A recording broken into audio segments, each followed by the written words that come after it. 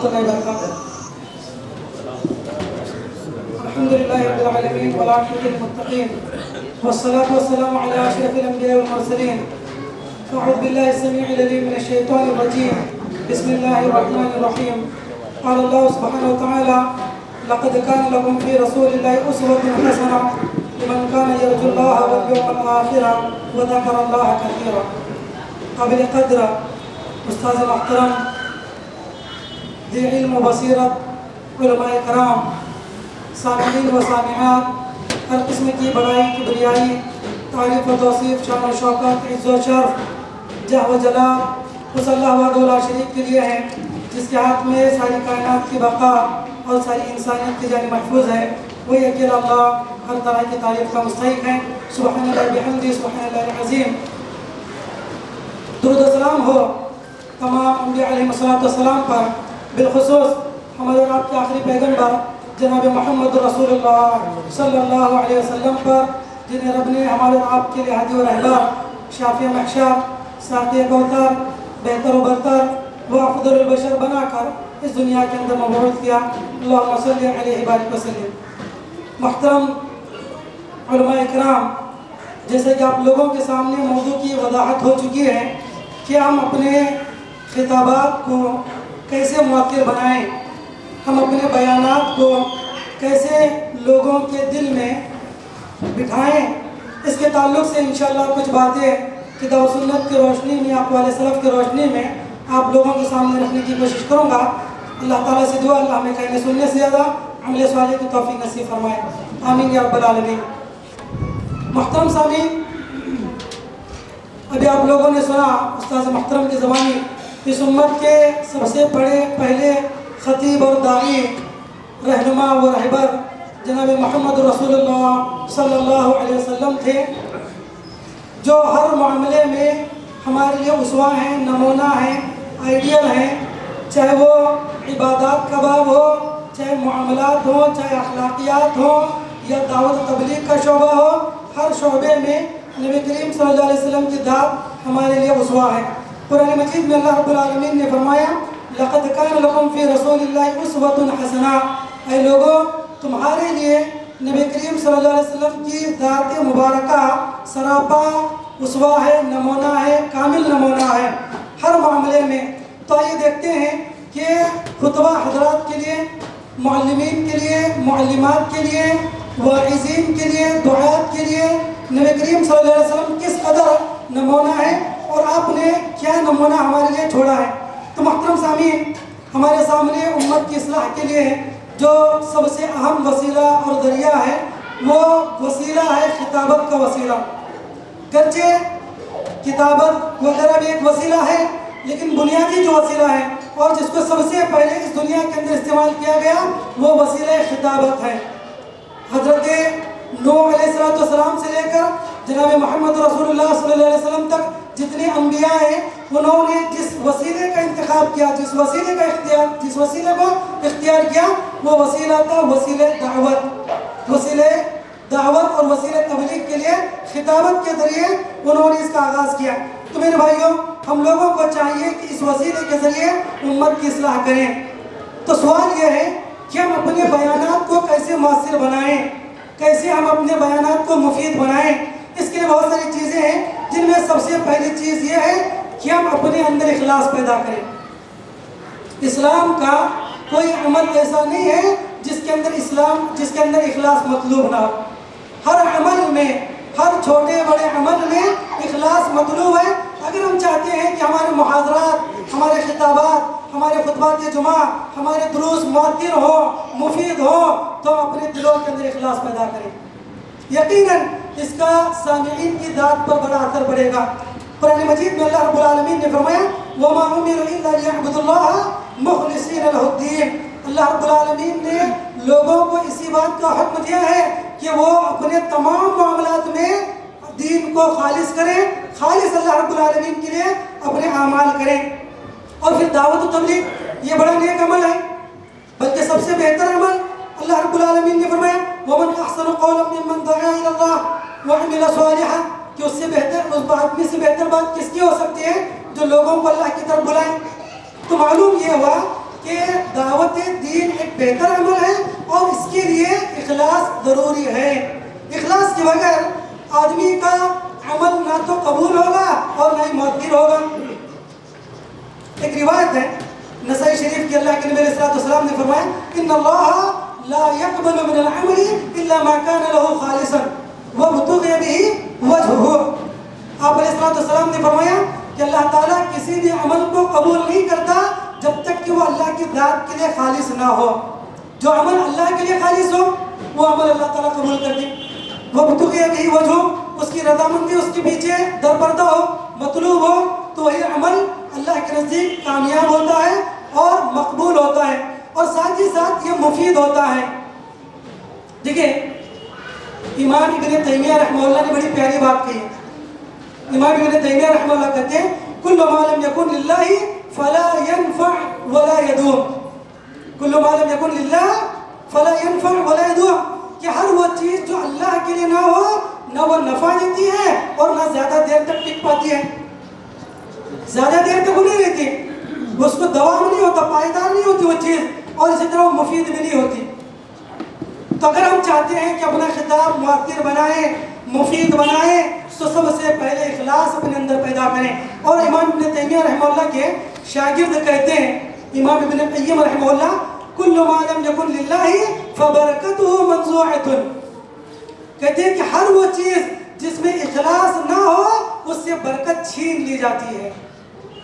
برکت اس چیز سے اٹھا لی جاتی ہے، چاہے وہ عمل ہو، چاہے علم ہو، چاہے تقریر ہو، چاہے تحریر ہو، کوئی بھی چیز ہو، اگر اس کے اندر اخلاص نہ ہو فبرکتہ منزوعۃ، اللہ تعالیٰ اس سے برکت چھین لیتے ہیں، برکت نکال لیتے ہیں. تو میرے بھائی اگر ہم چاہتے ہیں کہ خطاب ہمارا مؤثر ہو، ہماری تقریر، ہماری تحریر مؤثر ہو، ہم اپنے اندر اخلاص پیدا کریں. اخلاص اگر ہو تو ہماری باتوں میں وزن ہوگا، ہمارے گفتگو میں فائدہ ہوگا. امام حمدون ابن احمد سے پوچھا گیا، امام حمدون ابن احمد سے پوچھا گیا ما بال کلام السلف انفع من کلامنا. پوچھا گیا کیا وجہ ہے کہ ہمارے اسلاف کا کلام ہم سے زیادہ مفید تھا، ہم سے زیادہ نفع بخش تھا؟ تو انہوں نے بڑا پیارا جواب دیا، کہا لأنهم تکلموا لعز الاسلام ونجات النفوس ورضا الرحمن. سبحان اللہ، تین چیزیں انہوں نے بیان کی. کہا ان کا کلام، ان کی گفتگو زیادہ مفید اس لیے تھی کہ وہ جب بات کرتے ہیں لعز الاسلام، اسلام کی سربلندی کے لیے کرتے ہیں، ونجات النفوس، اپنے نفس کو کامیاب بنانے کے لیے، اپنے نفس کو نجات دلانے کے لیے گفتگو کرتے تھے. تیسری چیز ورضا الرحمن، رحمان کی رضامندی کے لیے بات کرتے تھے. اللہ نے ان کے خطاب میں، ان کی تقریر میں، ان کی گفتگو میں اللہ نے اثر رکھ دیا تھا. معلوم یہ ہوا کہ اگر آدمی کے اندر اخلاص ہو، آدمی خالص لوجہ اللہ گفتگو کرے تو اس کی گفتگو میں اللہ تعالیٰ برکت عطا کرتے ہیں. اور مزید حمدون ابن احمد کہتے ہیں کہ ہمارا حال یہ ہے کہ وَنَحْنُ نَتَكَلَّمُ لِعِزِّ النَّفْسِ وَطَلَبِ الدُّنْيَا وَقَبُولِ الْخَلْقِ. ہمارا حال کیا ہے؟ ہم گفتگو کرتے ہیں اپنی عزت کے لیے، میں لوگوں میں میری واہوائی ہو، میری شہرت ہو، میں اچھا مقرر ثابت ہوں، میں اچھا خطیب، میں اچھا واعظ، لوگ کہیں کہ بڑا بہترین تقریر کرنے والا ہے. یہ اپنی عزت نفس جو ہے، اس عزت نفس کے لیے یا پھر جو شہرت پسندی کے لیے آدمی جو گفتگو کرتا ہے، اس کی وجہ سے اس کے خطاب سے اللہ تعالیٰ تاثیر نکال لیتے ہیں. ابن حمدون کہتے ہیں، حمدون ابن احمد کہتے ہیں، ہم بات کرتے ہیں لعز النفس وطلب الدنیا، دنیا کو طلب کرنے کے لیے، دنیا کے لیے ہم لوگ گفتگو کرتے ہیں. وقبول الخلق، اور مخلوق میں واہوائی چاہنے کے لیے، شہرت پسندی کے لیے، عزت پسندی کے لیے، شہرت طلبی کے لیے ہماری گفتگو ہوتی ہے. نتیجہ یہ ہے کہ جب تک سنتے رہے سن رہے، لیکن دلوں پر اس کا کوئی اثر نہیں ہوتا. اس لیے میرے بھائیوں ضروری ہے اگر ہم اپنے خطاب کو مؤثر بنانا چاہتے ہیں تو اپنے اندر سب سے پہلے اخلاص پیدا کریں. اللہ تعالیٰ سے دعا ہے کہ اللہ تعالیٰ ہمیں اخلاص نصیب فرمائے، آمین. تو میرے بھائی یہ سب سے پہلی چیز ہے. اور دوسری چیز یہ ہے کہ ہم لوگ جب امت کی اصلاح کی فکر کر رہے ہو، ہمارے اندر وہ طلب ہونی چاہیے، ہمارے اندر فکر ہونی چاہیے کہ میرے خطاب سے، میری تقریر سے کوئی میرا بھائی جو ہے سنور جائے، کسی کی زندگی سدھر جائے، کسی کی آخرت بن جائے. یہ طلب ہمارے اندر ہونی چاہیے، یہ فکر ہمارے اندر ہونی چاہیے کہ لوگوں کے دین کی اصلاح ہو، لوگوں کے عقائد کی اصلاح ہو، بدعات اور خرافات کا خاتمہ ہو، یہ تڑپ اور یہ فکر ہمارے اندر ہو، تو یاد رکھیں میرے بھائیوں یقیناً ہمارے خطابات کا اثر ہوگا۔ دیکھیں سورۃ الکہف میں اللہ رب العالمین نے فرمایا فَلَعَلَّكَ بَاخِعٌ نَفْسَكَ عَلَىٰ آثَارِهِمْ إِن لَّمْ يُؤْمِنُوا بِهَٰذَا الْحَدِيثِ آسَفًا۔ اللہ نے فرمایا اپنے نبی کے بارے میں، اے نبی اگر یہ لوگ ایمان نہ لائے، اسلام نہ لائے، تو کیا ان کے پیچھے تم اپنی جان کو ہلاک کر دو گے؟ یعنی اللہ کے نبی کو اس قدر فکر تھی، اس قدر تڑپ تھی کہ امت کے لوگ مسلمان ہو جائیں، امت کے لوگ توحید پرست بن جائیں، موحد بن جائیں، اس قدر فکر تھی کہ اللہ کے نبی علیہ السلام کی اس فکر کے بارے میں اللہ نے آیت نازل کی۔ تو یہ فکر ایک داعی کے اندر ہونی چاہیے، یہ فکر ایک خطیب کے اندر ہونی چاہیے، یہ فکر ایک مبلغ کے اندر ہونی چاہیے، تبھی جا کر سامنے والے کی دل پر اس کا اثر ہوگا۔ تو میرے بھائی دوسری چیز ہے کہ انسان اپنے اندر فکر پیدا کرے لوگوں کی اصلاح کا۔ ہر دن جب خطبہ جمعہ کا وقت ہو، جمعہ سے پہلے اللہ کی بارگاہ میں ہاتھ اٹھا کر دعا کرے کہ اے اللہ آج کی اس خطبہ جمعہ سے عوام کو فائدہ ہو، میری دعوت سے عوام کو فائدہ ہو، میرے خطبہ جمعہ سے لوگوں کے عقائد کی اصلاح ہو، لوگوں کے معاملات کی اصلاح ہو، لوگوں کے دین کی اصلاح ہو۔ یہ دعا کر کر جائے، یقیناً اللہ تعالیٰ آپ کے خطبے کے اندر اثر پیدا فرمائے گا انشاءاللہ۔ اور اللہ کے نبی علیہ السلام کا یہ معاملہ تھا، بڑی پیاری مثال آپ علیہ السلام نے بیان فرمائی، بخاری شریف کی روایت آپ نے فرمایا ان مثلی ومثل الناس كمثل رجل استوقد نارا فلما اضاءت ما حوله جعل الفراش وهذه الدواب التي تقع في النار يقعن فيها۔ بڑی مشہور حدیث، اللہ کے نبی علیہ السلام کہتے ہیں کہ میری مثال اور تمہاری مثال اس آدمی کی طرح ہے جس نے کسی جگہ پر ایک آگ جلائی، اور جب اس نے آگ جلائی تو پتنگے کیڑے مکوڑے جو اس آگ کی روشنی کو دیکھ کر اس میں گرنے لگے، اور وہ آدمی کیا کرے ان پتنگوں کو کیڑے مکوڑوں کو پکڑ پکڑ کے باہر کھینچ رہا ہے کہ اندر نہ جائے، باوجود اس کے وہ زبردستی اس میں جا رہی ہے اور اپنے آپ ہلاک کر رہی۔ تو اللہ کے نبی نے فرمایا یہی میری مثال ہے، وَأَنَا آخُذُ بِحُجَزِكُمْ عَنِ النَّارِ، میں تمہارے پونچھوں کو پکڑ کر تمہیں جہنم سے گھسیٹ رہا ہوں اور تم اس کے اندر چلے جا رہے ہو۔ وَأَنْتُمْ تَقْتَحِمُونَ فِيهِ وفي روایت وَهُمْ يَقْتَحِمُونَ فِيهَا، لوگ زبردستی اس جہنم میں گھس رہے ہیں اور اللہ کے نبی کہتے ہیں میں تمہیں پکڑ پکڑ کر کھینچ رہا ہوں۔ تو میرے بھائی یہ جو کھینچنے کی کیفیت ہے یہ نبی کی طرف کو بتایا گیا ہے، نبی کی فکر کو بتایا گیا ہے کہ نبی اپنی امت کے حق میں کس قدر فکر مند تھے۔ تو میرے بھائیوں یہ فکر، یہ تڑپ، یہ لگن، یہ جستجو ہمارے اندر ہونی چاہیے کہ ہمارے عوام میں اصلاح ہو۔ یہ دوسری چیز ہے، اگر انسان کے اندر یہ چیز آ جائے تو یقیناً ہمارے خطابات مؤثر ہوں گے۔ اس لیے کہ ایک فارسی کا محاورہ ہے از دل خیز بر دل ریز، جو چیز دل سے نکلتی ہے دل پر اثر کرتی ہے، جو چیز دل سے نکلتی ہے ڈائریکٹ دل پر اثر کرتی ہے۔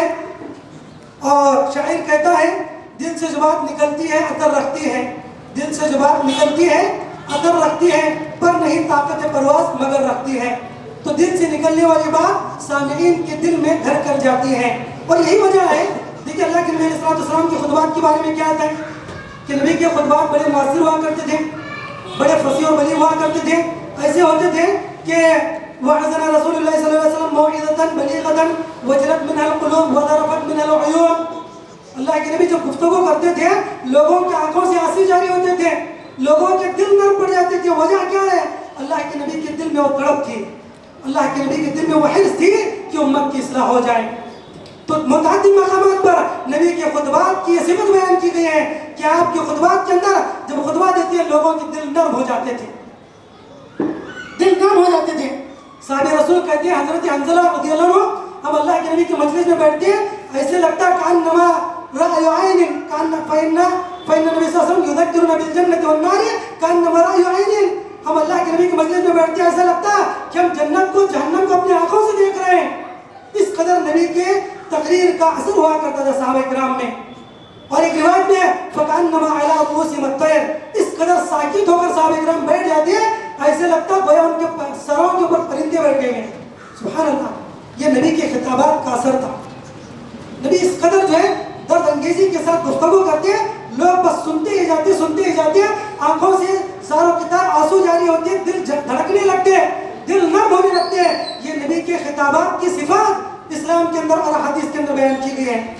تو میرے بھائیو, ہم لوگوں کو چاہیے دوسری چیز ہے کہ ہم جو ہے اپنے اندر فکر پیدا کریں, تڑپ پیدا کریں کہ ہمارے خطبات سے, ہماری تقاریر سے لوگوں کو فائدہ ہو. ہمارے خطابات رسمی نہیں ہونے چاہیے, خطبات رسمی نہیں کہ ہم امام و خطیب ہیں, کسی طرح ہفتے بھر کی ذمہ داری ادا کرنا ہے, بوجھ ہے اتار دینا ہے. نہیں میرے بھائیو, ہمارے ہر خطبے سے پہلے ٹارگیٹ ہو کہ لوگوں کی اصلاح ہو, لوگوں کے اندر تبدیلی آ جائے. تو یقیناً جان لیں ہمارے خطابات مؤثر ہوں گے. ہمیں یہ جان لینا چاہیے, لا یہدی اللہ بک رجلا واحدا خیر لک من حمر النعم. ایک آدمی بھی ہمارے خطبے سے بدل سکتا ہے, یاد رکھیں ہماری نجات کے لیے کافی ہے انشاءاللہ. تیسری چیز میرے بھائیوں, جب ہم خطبے کے لیے, تقریر کے لیے کھڑے ہو جائیں, اس سے پہلے اللہ کی بارگاہ میں دعا کریں, اپنے لیے بھی دعا کریں اور سامعین کے لیے بھی دعا کریں. قرآن مجید میں اللہ رب العالمین نے فرمایا, حضرت موسیٰ علیہ السلام کی دعا کو نقل کر دے, رب اشرح لی صدری ویسر لی امری واحلل عقدۃ من لسانی یفقہوا قولی. کہ اللہ میری بات کو تو سامعین کے دل میں اتار دے, میری زبان کی گرہ کو کھول دے, اے اللہ میری بات کو عوام کو سمجھا دے. یہ دعا ہماری ہونی چاہیے کہ مخاطبین کو ہماری بات سمجھ میں آ جائے, اس کے لیے ہم دعا کریں. اور نہ صرف اس کے لیے بلکہ ان کی ہدایت کے لیے دعا کریں. اللہ کے نبی علیہ السلام صرف خطابت پر اکتفا نہیں کرتے, صرف دعوت پر اکتفا نہیں کرتے تھے, بلکہ آپ علیہ السلام اپنے مخاطبین کے لیے دعا کرتے تھے. حضرت ابو ہریرہ رضی اللہ عنہ اللہ کے نبی کی خدمت میں آئے اور آ کر کہنے لگے, اللہ کے رسول میری ماں کے لیے دعا کیجیے. اللہ کے نبی نے کیا کہا, اللہم اہدی ام ابی ہریرہ, اللہم اہدی ام ابی ہریرہ, اے اللہ ابو ہریرہ کی ماں کو تو ہدایت دے دے. اللہ رب العالمین نے قبول کر لیا. ابو ہریرہ اپنے گھر پہنچنے سے پہلے نبی کی دعا پہنچ گئی اور ان کی والدہ مشرف اسلام ہو گئی. تو ایک خطیب کو چاہیے, ایک امام کو چاہیے کہ وہ اپنے مسجد کے مصلیوں کے لیے دعا کرے, اپنے مسجد کے مصلیوں کے لیے دعا کرے, مسجد کے متولیوں کے لیے دعا کرے کہ اے اللہ ان کے سینے کو تو کھول دے, اے اللہ تو ان کو ہدایت دے, اے اللہ تو ان کو تقویٰ عطا فرما. ہم یہ دعا کریں, یقیناً ان کے اندر تبدیلی آ جائے گی. آج عموماً ہم لوگ شکوے شکایتیں کرتے ہیں, کبھی مصلیوں کی شکوے شکایتیں, کبھی متولیوں کی شکوے شکایتیں. میرے بھائیوں کبھی ہم نے ان کے حق میں دعا نہیں کی, کبھی ہم نے دعا کی, اللہ کے لیے دعا کیا کرتے تھے. قبیلے دوست کے سردار طفیل بن عمر دوسی آئے اور آ کر کہنے لگے, اللہ کے رسول قبیلے دوست نافرمان ہو چکا ہے, ان دوستن اسد و ابد نافرمان ہو چکا ہے, اس نے آپ کی بات کو ٹھکرا دیا, بدعا کیجئے. نبی نے کیا کیا, اللہم اہد دوسن وقت بہم, اللہم اہد دوسن وقت بہم, اللہم اہد دوسن وقت بہم. 3 مرتبہ اللہ کے نبی نے فرمایا, اے اللہ قبیلے دوست کو ہدایت دے, انہیں میرے پاس لیا. اور الحمدللہ اللہ کی دعا قبول ہوئی, اللہ کے نبی صلی اللہ علیہ وسلم کی دعا قبول ہوئی ہے, اور اللہ رب العالمین نے ان کو قبیلے دوست کو اللہ کے نبی کے پاس پہنچا دیا, مطیع اور فرمانبردار بنا کر. تو یہ نبی کی دعا کا اثر تھا. ہم لوگوں کو چاہیے کہ ہم اپنے محلے والوں کے لیے دعا کریں, مصلیوں کے لیے دعا کریں, متولیوں کے لیے دعا کریں, ہر چیز کی دعا کریں. اور ہم دعا, اور اللہ نے دعا سکھائی, وَجَعَلْنَا لِلْمُتَّقِينَ إِمَامًا. کہاں ہم دعا کرتے ہیں کہ اللہ ہمیں متقیوں کا امام بنا. اگر ہم یہ دعا کریں تو ہمارے مصلی سب کے سب متقی بن جائیں گے, اور کوئی فتنہ اور کوئی فساد ہمیں نہیں پہنچے گا. ہم دعا نہیں کرتے. معاملہ کیا ہے, ہمارے مصلیوں میں کوئی شرابی ہے, جوا کھیلنے والا ہے, سود خور ہے, ہر قسم کے گنہگار ہے. وجہ کیا ہے, ہم دعا نہیں کریں. یہ وجعلنا للمتقین اماما کی وجہ, وجعلنا للمتقین اماما, یا جو ہے فتین کے امام بنے. کئی مقامات پر ایسے کہ صرف جھگڑا, فساد, اختلاف, یہ تمام چیزیں ہو رہی. تو میرے بھائیوں بتانے کا مقصود یہ ہے کہ ہم اپنے تمام سامعین کے لیے دعا کریں, اس کا یقیناً ہماری دعوت پر اثر ہوگا. یہ تیسری چیز ہے. پہلی چیز اخلاص ہے, دوسری چیز ہمارے اپنے اندر تڑپ ہو, درد ہو, اور تیسری چیز یہ ہے کہ ہم دعا کریں, اپنے لیے بھی دعا کریں اور اپنے سامعین کے لیے بھی دعا کریں. چوتھی چیز یہ ہے کہ ہم خطبات کے لیے, تقاریر کے لیے ایسے موضوع کا انتخاب کریں جس کا ماحول میں تقاضا ہو. ایسے موضوعات کا انتخاب کریں, ایسے موضوعات کا انتخاب کریں جن کا براہ راست لوگوں کی زندگی سے تعلق ہو. ایسے خطابات جن کا کوئی تعلق ہی نہ ہو, ایسے خطابات کا کوئی فائدہ نہیں ہے. لوگوں کو جن چیزوں کی ضرورت ہے ان چیزوں پر گفتگو کریں, ان لوگوں کے ان چیزوں پر ہم بات کریں یقیناً ہماری دعوت اثر انداز ہوگی. ہوتا یہ ہے بسا اوقات یہ ہوتا ہے کہ جن چیزوں کی، جن مسائل کی، جن احکام کی عوام کو ضرورت ہے ان پر ہم گفتگو نہیں کرتے. بات کرتے ہیں تو آسمان کے اوپر کی، بات کرتے ہیں تو زمین کے نیچے کی. میرے بھائیوں بات ایسی کریں جس سے عوام کو فائدہ ہو، جن سے سامعین کو فائدہ ہو، جس سے ان کے مسائل حل ہو، بزنس سے متعلق، تجارت سے متعلق، ان کے آپس معاملات سے متعلق، اخلاق سے متعلق، یعنی ان چیزوں سے متعلق گفتگو کریں تو یقیناً فائدہ ہوگا. اور عوام سننا چاہتی بھی یہی ہے جن سے ان کو فائدہ ہو. ورنہ ایسے اور امام ابن قیم رحمہ اللہ کہتے ہیں، امام ابن قیم رحمہ اللہ کہتے ہیں وَكَانَ رسول اللہ صلی اللہ علیہ وسلم يخطب في كل وقت بما تقتضيه حاجة المخاطبين ومصلحتهم. کہتے ہیں امام ابن قیم رحمہ اللہ کہ آدمی ایسے موضوع کا انتخاب کرے جس سے عوام کو فائدہ ہو، جس سے عوام کے معاملات جڑے ہو. ابن قیم رحمہ اللہ کے نبی علیہ السلام کی سنت بتا رہے ہیں. اللہ کے نبی کا طریقہ کیا تھا خطاب میں؟ اللہ کے نبی کا طریقہ کیا تھا؟ وَكَانَ رسول اللہ صلی اللہ علیہ وسلم يخطب فی كل وقت بما تقتضیہ حاجۃ المخاطبین ومصلحتهم. لوگوں کی جو ضرورت ہے اس پر بات کرتے ہیں، اس پر نبی گفتگو کرتے ہیں. لوگوں کے لیے جس میں مصلحت ہو اس پر نبی گفتگو کرتے ہیں. ایسے موضوع کا انتخاب ہونا چاہیے، تبھی عوام کو فائدہ ہوگا. ایسے موضوعات، علمی موضوعات جن کا عوام سے کوئی تعلق نہیں ہے یا پھر جن کا عوام سن نہیں سکتی، ایسے موضوعات پر نہ گفتگو کریں.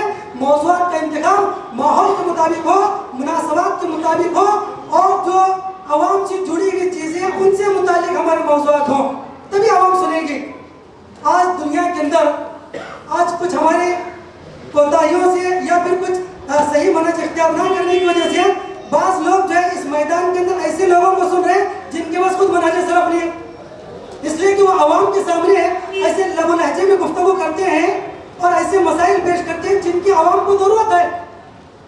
اور دنیا کے اندر بالخصوص ملک ہندوستان کے اندر جو فتنہ پھیلا ہوا ہے برادرز کے نام سے، تو اس لیے کہ لوگ ان کو پسند اس لیے کر رہے ہیں کہ یہ عوام کے نفس کو جانتے ہیں، عوام کے نفس کو جانتے ہیں، کیا سننا چاہتے ہیں عوام، وہ چیز عوام کو سنا رہے ہیں. وہی چیزیں میرے بھائی اگر ہم کریں تو یقیناً ہمارے خطابات کو لوگ سنیں گے اور ہمارے خطابات مؤثر ہوں گے اور اس کا یقیناً فائدہ ہوگا. اور وقت کے مطابق ایسا نہیں کہ کبھی ربیع الاول کا مہینہ چل رہا ہے ہم شعبان پر تقریر کریں، شعبان کا مہینہ چل رہا ہے ہم رمضان پر تقریر کریں، رمضان کا مہینہ ہے ذوالحجہ پر تقریر کر رہے ہیں. بلکہ موسم کے مناسبت سے، موقع کی مناسبت سے ہماری تقریر تو یقیناً عوام کو فائدہ ہوگا. اور اس کے علاوہ اگر ایسے موسم نہ ہو تو عام حالات میں عقیدہ توحید پر تقریر کریں، منہج سلف پر تقریر کریں، فکر آخرت پر تقریر کریں، زہد و ورع پر تقریر کریں. آج بالخصوص ہے آج دنیا کے اندر لوگوں کے اندر صرف دنیا کو حاصل کرنے کی ریل بیل، پیسوں کے ریل بیل کے لیے لوگ جستجو کر رہے ہیں، کوششیں کر رہے ہیں. فکر آخرت پر ہمارے خطابات ہو، لوگوں کو آخرت سے جوڑیں تو یقیناً لوگوں کے دل نرم ہوں گے اور لوگ اسلام کی طرف آئیں گے. تو بہرحال ہمارے جو موضوع کا انتخاب ہو ایسا ہو کہ عوام کے ذاتی مفادات اس سے جڑے ہوئے ہو، لوگوں کے معاملات اس سے جڑے ہوئے ہو. جیسے کہ امام ابن قیم رحمہ اللہ نے کہا کہ وَكَانَ رسول اللہ صلی اللہ علیہ وسلم يخطب فی كل وقت بما تقتضی حاجۃ المخاطبین ومصلحتهم. جس میں لوگوں کی ضرورتیں ہوں اور جس میں مصلحتیں ہوں، ایسی چیز پر نبی صلی اللہ علیہ وسلم گفتگو کرتے ہیں. عید کا موقع ہوتا نبی اس پر گفتگو کرتے ہیں، صلاۃ الکسوف کا موقع ہوتا اس پر نبی گفتگو کرتے ہیں، صلاۃ الکسوف کا موقع ہوتا نبی اس پر گفتگو کرتے ہیں. کبھی چوری کا معاملہ آیا اس پر نبی گفتگو کرتے ہیں، کبھی زنا کا معاملہ اس کی سنگینی اور خطورت پر نبی صلی اللہ علیہ وسلم گفتگو کرتے ہیں. یعنی جو ماحول ہوتا اس کے مطابق گفتگو کریں تو یقیناً عوام ان چیزوں کو پسند کرے گی اور سنے گی. تو میرے بھائیوں یہ جو ہے پانچویں چیز ہے کہ آدمی ایسے موضوع کا انتخاب کرے جس کا فائدہ، جس کا ڈائریکٹ براہ راست رابطہ عوام الناس سے ہو، ایسے موضوع کا انتخاب کریں. اور چھٹی چیز یہ ہے کہ علماء جب موضوع کا انتخاب کریں تو اس پر خوب سے خوب تیاری کریں، زیادہ سے زیادہ تیاری کریں، جتنا ہو سکے اس پر مواد تیار کرنے کی کوشش کریں، کم سے کم وقت میں زیادہ سے زیادہ معلومات آپ دینے کی کوشش کریں. جتنا یہ نہیں کہ بھائی آدھے گھنٹے کا خطبہ ہے لوگ جمع ہو رہے ہیں بس آدھا گھنٹہ چاہے 2 حدیثیں پڑھ لو ختم کر دو، نہیں. صرف یہ نہ دیکھیں کہ آدھا گھنٹہ ہے، بلکہ اگر ہم ہمارے خطبے جمعہ میں آدھے گھنٹے کے خطبے 100 لوگ اکٹھا ہو رہے ہیں تو تو صرف آدھا گھنٹہ نہیں ہے، اگر 100 لوگوں کو آدھا گھنٹہ ملائیں گے تو تقریباً 50 گھنٹے ہوں گے، یعنی 50 گھنٹے ہمارے پاس موجود ہیں۔ 50 گھنٹے کا فائدہ ہمیں ان لوگوں کو پہنچانا ہے، اور اسی اعتبار سے ہماری تیاری ہو، اسی اعتبار سے ہماری تیاری ہو۔ ہمیں تقریباً آدھا گھنٹہ کرنا ہے، لیکن کم از کم 30 40 50 گھنٹے کی ہم تیاری کریں، تبھی جو ہے اچھی باتیں ان کو پیش کر سکتے ہیں۔ اگر ہمارے پاس کوئی تیاری نہیں ہو تو صرف جو ہے چنانچہ یہ کہ بس چنانچہ اسی معلوم ہو، اسی پر جو ہے الفاظ کے سہارے اپنا خطبہ ختم کر دیں گے اور گھر چلے جائیں گے، عوام بدزن ہو جائے گی۔ میرے بھائیوں، خیر الکلام ما قل ودل کے اعتبار سے ہمارے الفاظ جامع ہو اور کم الفاظ میں زیادہ معنی پیش کرنے کی کوشش کریں، کم وقت میں زیادہ معلومات دینے کی کوشش کریں۔ دیکھیے ماہرین کا کہنا ہے کہ شہد کی جو مکھی ہوتی ہے 100 گرام شہد دینے کے لیے وہ جو ہے کم سے کم 3000 درختوں 3000 پھولوں کا رس چوستی ہے۔ سبحان اللہ، 100 گرام شہد دینے کے لیے 3000 پھولوں کا رس چوستی ہے، تب جو ہے 100 گرام جو ہے وہ شہد دیتی ہے۔ تو میرے بھائی یہی طرز عمل ہمارا ہونا چاہیے، یہی طرز عمل ہمارا ہونا چاہیے، یعنی کم وقت میں ہم زیادہ معلومات عوام الناس کو پہنچانے کی کوشش کریں۔ دیکھیے علامہ ابن احسان اللہ ظہیر رحمہ اللہ کہتے ہیں کہ اپنے خطاب میں کہ میں نے صرف ایک کتاب البریلویہ لکھنے کے لیے، صرف ایک کتاب البریلویہ لکھنے کے لیے میں نے 300 کتابوں کا مطالعہ کیا۔ سبحان اللہ، ایک کتاب لکھنے کے لیے 300 کتابوں کا انہوں نے مطالعہ کیا، تو ایک کتاب کے لیے۔ تو وہی حال ہمارا ہونا چاہیے، گھنٹے آدھے گھنٹے کی تقریر اور کئی گھنٹوں کا مطالعہ کریں، تب عوام الناس کے سامنے آ کر ہم لوگ کھڑے ہو۔ اور یہی طریقہ جو ہے اسلام کا تھا، کسی نے 1 لاکھ حدیثوں میں 3000 حدیثیں جمع کی، 5 لاکھ حدیثوں میں امام بخاری نے 5000 حدیثیں 7000 حدیثیں بلکہ بغیر تکرار کے 2000 2500 حدیثیں انہوں نے جمع کی۔ حدیثیں کتنی؟ 5 لاکھ میں سے صرف 2500 حدیثیں۔ جتنی معلومات زیادہ ہو، جتنی زیادہ معلومات ہوگی اکٹھا آپ کریں گے، اتنے بہتر انداز میں آپ کم وقت میں زیادہ معلومات دے سکتے ہیں۔ لیکن آج ہمارا حال یہ ہے کہ جمعہ صبح ہو تو ہم شام میں تقریر کرنے کی تیاری کرنے کے لیے بیٹھ جاتے ہیں، بس اوقات صبح میں لوگ دیکھ لیتے ہیں، اور بعض لوگ تو کہتے ہیں کہ مجھے اگر خطبہ 12 بجے جانا ہو تو میں 2 گھنٹے پہلے تقریر کرتا ہوں، اور بعض تو اللہ مقدار ایسے ہوتے ہیں کہتے ہیں جب میں ممبر پر بیٹھتا ہوں تو میں عنوان سوچتا ہوں کہ مجھے کیا بولنا ہے۔ نعوذ باللہ من ذلک۔ میرے بھائی یاد رکھیں، بہت بڑی خیانت ہے، یہ بہت بڑی خیانت ہے۔ آپ اللہ کے رسول صلی اللہ علیہ وسلم کی گفتگو، اللہ کے رسول کی حدیثیں عوام الناس کے سامنے پیش کریں، یہ اللہ کے رسول کی امانت عوام کے سامنے پہنچا رہے ہیں، بغیر تیاری کے ہرگز خطبہ نہ دیں، بغیر تیاری کے خطاب نہ کریں۔ تو بہرحال یہ 5ویں چیز ہے کہ ہم زیادہ سے زیادہ جو ہے مواد اکٹھا کرنے کی کوشش کریں تاکہ کم وقت میں زیادہ باتیں ہم لوگ پیش کریں۔ بہرحال وقت میرا ختم ہونے کے قریب ہے، 2-3 باتیں میں آپ لوگوں کے سامنے رکھوں گا۔ اسی طرح ایک چیز میرے بھائیوں، اپنا انداز خطابت جو ہے، انداز خطابت بھی ایسا ہو جس سے لوگ ہماری طرف متوجہ ہو۔ ایسا نہیں کہ آدمی کوئی چیز چٹھی میں لکھ کر آئے اور اسی کو دیکھ کر جائے، جیسے چھوٹے بچے کلاس میں سبق سنا رہے ہیں اور سناتے جائیں، کوئی فائدہ نہیں ہے، بلکہ ہمارا جو ہے عوام سے براہ راست رابطہ ہونا چاہیے، آئی کانٹیکٹ ہونا چاہیے کہ وہ ہماری طرف متوجہ۔ اللہ کے نبی کے بارے میں آتا ہے وَكَانَ رَسُولُ اللَّهِ صَلَّى اللَّهُ عَلَيْهِ وَسَلَّمْ يُقْبِلُ عَلَى النَّاسِ، اللہ کے رسول صحابہ کرام کی طرف متوجہ ہو کر بات کرتے تھے، گفتگو کرتے ہیں تو متوجہ ہو کر گفتگو کرتے ہیں۔ اگر ہم سامعین کی نگاہوں میں نگاہیں ڈال کر بات کریں گے تو ہمارا جو آئی کانٹیکٹ ہے یا ان کا ہم سے جو رابطہ ہے وہ برقرار رہے گا۔ اس لیے میرے بھائیوں ضروری ہے کہ ہم سامعین کی طرف متوجہ ہوں اور اپنے انداز خطاب ایسا ہو کہ کہاں پر ہمیں آواز بلند کرنی چاہیے، کہاں پر دھیمی آواز میں کہنا ہے، یہ چیزیں ہم سیکھیں۔ اور یہ تمام چیزیں الحمدللہ جیسے میں نے شروع میں بتایا، یہ نبی صلی اللہ علیہ وسلم کا حیثیت خطیب ہمارے سب سے بڑے نمونہ ہے، آئیڈیل ہے۔ خطابت کا انداز جو ہے نبی صلی اللہ علیہ وسلم سے سیکھنا ہے۔ اللہ کے نبی علیہ السلام کے بارے میں آتا ہے، حضرت جابر بن عبداللہ کہتے ہیں، مسلم شریف کی روایت ہے، آپ علیہ السلام جب گفتگو کرتے ہیں، خطاب کرتے ہیں، كان رسول الله صلى الله عليه وسلم إذا خطب احمرت عيناه وعلى صوته واشتد غضبه حتى كأنه منذر جيش۔ اللہ کے نبی جب خطبہ دیتے ہیں تو آپ بڑے غصے میں ہوتے ہیں، آپ کی آواز بلند ہو جاتی ہے، ایسے لگتا ہے کہ آپ کسی قوم کو ڈرانے ہو، کسی قوم سے ڈرا رہے ہو لوگوں کو۔ اس انداز میں ترغیبی باتیں آپ پیش کرتے ہیں، اور کبھی ترغیبی باتیں ہوتے ہیں تو کبھی مسکرا کر پیش کرتے ہیں، کبھی سنجیدگی سے پیش کرتے ہیں۔ تو یہ جو مواد آپ پیش کر رہے ہیں اس اعتبار سے ہماری آواز کا انداز بھی ہونا چاہیے، کوئی ڈرانے والی چیز ہے آواز بلند کریں, خوشخبری والی چیز ہے آہستہ کریں, مسکرا کر خوشخبری دیں. اس طرح کا ہمارا انداز ہوا. ایسا نہیں کہ جنت کی خوشخبری دے رہے ہیں اور بڑے غصے میں دے رہے ہو, اور ایسا نہیں کہ ہم جہنم سے ڈرا رہے ہو اور مسکراتے ہوئے تقریر رہے. آج بس خطیب حضرات ایسے ہوتے ہیں جن کی تقریر میں از اول تاخیر صرف کامیڈی ہوتی ہے, سوائے لطیفوں کے مزاحیہ چیزوں میں کچھ نہیں ہوتی. شروع سے آخر تک پورا گھنٹہ جو ہے صرف واٹس ایپ کے جوکس لطیفے یہی چیزیں سناتے ہیں. میرے بھائی یقیناً یہ بہت بڑی خیانت ہے, بہت بڑی خیانت ہے. عوام جو ہے اپنے تمام مصروفیات چھوڑ کر آ رہی ہے, کاروبار چھوڑ کر آ رہی ہے, 1 گھنٹہ آدھا گھنٹہ ہمارے پاس ٹائم دے رہی ہے, انہیں اللہ کے رسول کی بات سنائے. انہیں ایک ایک حدیث کے لیے صحابہ کرام مکہ سے مدینہ کا سفر کرتے تھے, ایک ایک حدیث کے لیے ملک شام کا سفر کرتے تھے, ایک ایک حدیث کے لیے دمشق کا سفر کیا کرتے تھے, مصر کا, اور 2-2 ہزار کلومیٹر کا سفر ایک حدیث کے لیے صحابہ کرام کرتے تھے. اور جب عوام الناس ہمارے سامنے آ رہی ہے, ہم لوگ کس سے کہانیاں لطیفے سنا رہے ہیں. میرے بھائی اللہ کے رسول کے بارے میں آتا ہے, اللہ کے رسول جب گفتگو کرتے ہیں تو آپ کی آنکھیں سرخ ہو جاتی تھی, چہرہ سرخ ہوتا, آواز بلند ہوتی ہے. متعدد حدیثوں میں 3 مرتبہ کہتے ہیں فنادا باعلی صوتی, بخاری شریف کی روایت ہے, ویل للعاقب من النار, ویل للعاقب من النار. اے لوگوں جو وضو ٹھیک طریقے سے نہیں کر رہے ہیں ان کے لیے جہنم کی ویل ہے, جہنم کی بربادی کی خوشخبری ہے. ڈرایا کرتے تھے اللہ کے رسول بلند آواز کے اندر. تو یہ انداز ہمارا ہونا چاہیے میرے بھائیوں. اور کہیں پر جو ہاتھوں کا اشارہ, اللہ کے رسول جو ہے کبھی ہاتھوں سے اشارہ کرتے, کبھی سر کا اشارہ کرتے. اللہ کے نبی صلی اللہ علیہ وسلم نے کہا کہ جمعہ کے دن جو ایک ایسی ساعت ہے جس کے اندر بندہ کوئی دعا کر لے تو دعا قبول کرتا ہے. وہ یقللها بيده, اللہ کے رسول نے اپنی ہاتھ کی انگلی سے اشارہ کیا, شہادت کی انگلی اور بس کیا کہتے ہیں تھم سے اشارہ کیا, انگوٹھے سے اشارہ کیا کہ وہ گھڑی بڑی مختصر. تو آپ علیہ الصلوۃ والسلام اشارہ کرتے. کبھی آپ علیہ الصلوۃ والسلام نے کہا المؤمن للمؤمن کالبنیان یشد بعضه بعضا, اللہ کے رسول نے کہا کہ مومن مومن کا بھائی ہے, ایسے ہے جیسے آپس میں مضبوط دیوار مضبوط ہوتی ہے.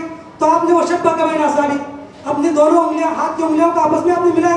تو اس طرح جو ہے آپ علیہ الصلوۃ والسلام کبھی ہاتھ کا اشارہ کرتے, کبھی سر کا اشارہ کرتے, کبھی شہادت کی انگلی کا اشارہ کرتے. تو یہ ہونا چاہیے.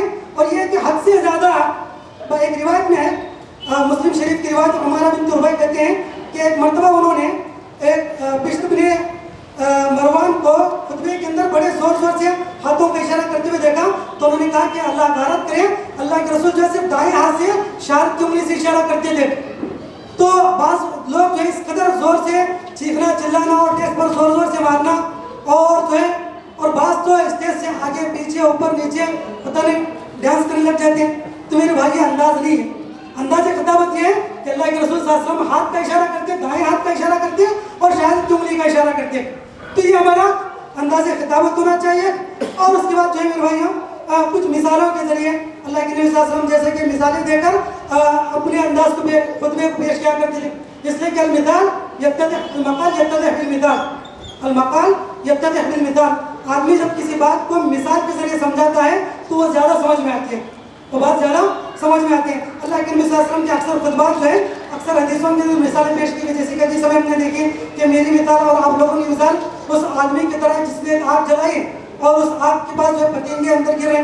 تو بڑے بہتر انداز میں معلوم ہے کہ ایک آدمی جو پتنگوں کو, کیڑے مکوڑوں کو پکڑ پکڑ کر کھینچ رہا ہے, ویسے ہی میں تمہیں پکڑ کر کھینچ رہا ہوں کہ کہیں آگ میں نہ گر جاؤ. تو اس سے نبی کی حرص معلوم ہوتی ہے, تڑپ معلوم ہوتی ہے کہ کس قدر نبی کو اپنی امت کی فکر تھی.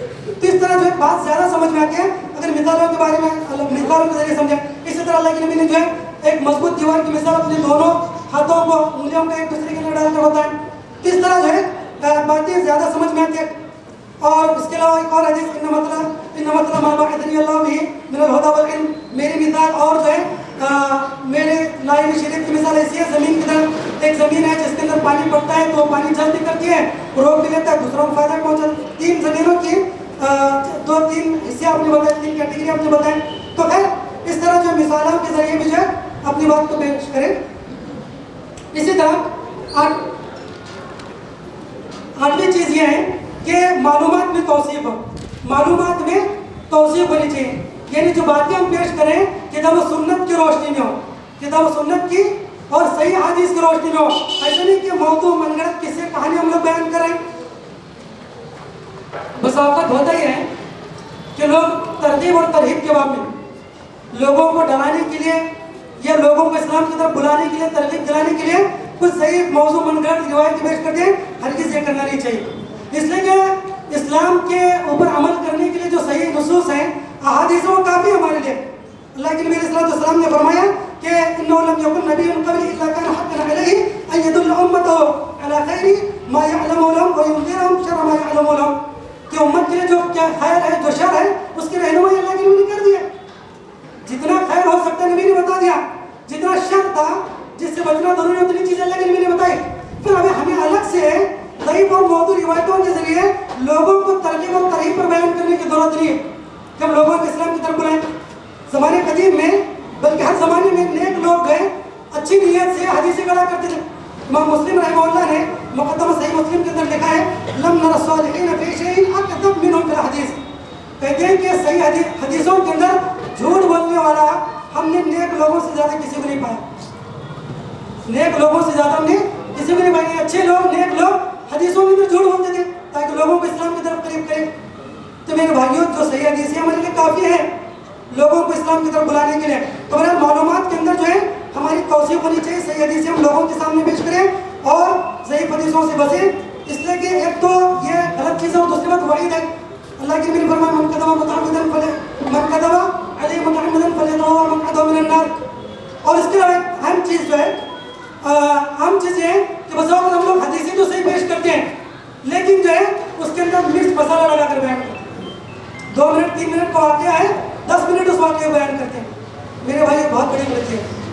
جس طرح ضعیف حدیثیں منقرض روایت بیان کرنا غلط ہے، ویسے ہی صحیح واقعات کو مرچ مسالہ لگا کر پیش کرنا، اس کے اندر اضافی چیزیں پیش کرنا حرام ہے، بہت بڑا گناہ ہے.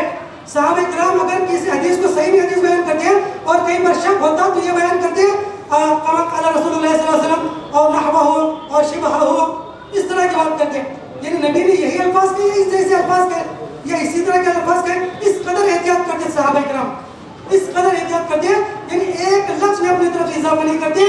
آج ہم 1 منٹ 2 منٹ کے واقعے 10 منٹ بیان کرتے ہیں. اور خاص کر جو پروفیشنل خطیب ہیں یہ جو پیشہ ور مقرر ہیں 2-5 منٹ کے مقرر جو تقریر واقعہ ہے 15 منٹ اس کو کھینچ لیتے ہیں. تو میرے بھائی یہ شرعی طور پر غلط ہے، اخلاقی اعتبار سے شرعی اعتبار سے ہر اعتبار سے غلط ہے. اس لیے ہم لوگوں کو چاہیے کہ صحیح واقعات پیش کریں اور صحیح واقعات جس طرح ہیں ویسے ہی انہی انداز کے اندر پیش کریں. اور اس کے علاوہ جو ہے لوگوں کو چاہیے کہ ایسے انداز سے گفتگو کریں جس سے لوگوں کو فائدہ ہو. تو خیر یہ چند چیزیں تھیں میں نے جو آپ لوگوں کے سامنے پیش کیا. اور اسی طرح میرے بھائیوں 2-3 چیزیں اختصار کے ساتھ میں آپ لوگوں کے سامنے بیان کروں. ایک یہ چیز یہ ہے کہ اختلافی موضوعات سے بچیں. اختلافی موضوعات شاذ موضوعات جس سے عوام کے اندر اختلاف ہونے کا ڈر ہو ایسے موضوعات کو نہ چھیڑیں. اسی طرح بذاوقت ہوتا یہ ہے کہ ہم تمہید میں آدھے گھنٹے کا خطبہ ہے تمہید 20 منٹ 25 منٹ بول لیتے ہیں اور جو اصل خطبہ بولنے کا وقت ہوتا ہے اس کے بعد جو ہے وقت ختم ہو جاتا ہے. تو اس لیے جو ہے تمہید کے اندر اختصار کے ساتھ ہم باتیں پیش کریں اور اسی طرح اس ادب و لہجے کو اختیار کریں جو عوام سمجھ سکے. حدث الناس بما يعرفون. اسی طرح شخصی طور پر کسی کو ٹارگٹ نہ کریں، کسی کے خلاف جو ہے خاص کسی کو ہدف بنا کر گفتگو کرنے کی کوشش نہ کریں. تو خیر یہ چند چیزیں تھیں، اگر ان کا خاص لحاظ کریں تو یقیناً ہمارے خطبات مؤثر ہوں گے، ہماری تقاریر جو ہے مؤثر ہوں گی اور اس کا فائدہ ہوگا. اللہ تعالیٰ سے دعا ہے ہمیں کہیں سننے زیادہ حملے صالح کی توفیق نصیب فرمائیں. اللہ رب العالمین ہمارے خطبات کو، ہمارے خطابات کو، ہماری تقاریر کو مؤثر اور مفید بنائیں. آمین. سبحان ربک رب العزة عما یصفون وسلام علی المرسلین والحمد للہ.